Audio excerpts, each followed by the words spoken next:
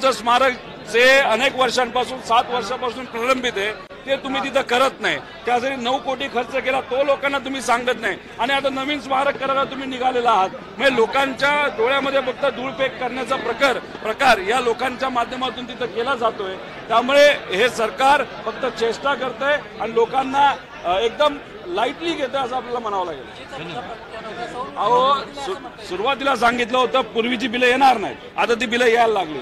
मग सांगितलं त्यांनी की आम्ही 0 रुपये शेतकऱ्याला लावू, मग आता ते म्हणतायत की आम्ही नंतर लावू।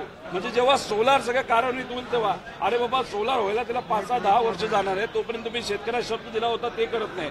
भावांतर योजना सोयाबीन कांदा तूर जे कुठलं काय शेतकऱ्याच्या शेतामध्ये पिकतंय त्याचे भाव पडले तर त्याचा आणि खर्चाचा जो फरक असेल तो आम्ही आमच्या खिशातून देऊ असं सांगितलं। एक शब्द तुम्ही तिथं काढत नाही। म्हणजे जाहीरनाम्यात सोयाबीनचा भाव 6,000 असं सांगता, आता 28 गेला तरी तुम्ही चुपचाप त्या ठिकाणी बसता। म्हणजे काय आहे की ह्यांना असा एक मनामध्ये अहंकार आलाय की आता सत्तेत आलं आता आपलं कुणी हटवू शकत नाही। हा अहंकार खऱ्या अर्थाने मोडून काढायची जरूरत आहे। चुनावी जुमला आहे। आता याच्यामध्ये 7 तारखेला देवेंद्र फडणवीस साहेबांनी भाषण केलं, त्याच्यामध्ये फक्त ठीक आहे 5-10 वर्षांनी आम्ही हे करू एकदम सकारात्मक भाषण तिथं केलं।